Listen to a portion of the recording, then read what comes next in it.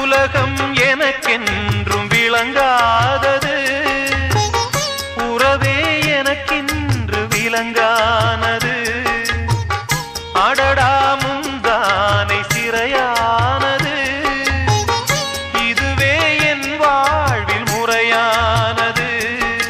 பாறை ஒன்றின் மேலே ஒரு பூவாய் முளைத்தாயே, உறவுக்கு உயிர் தந்தாயே.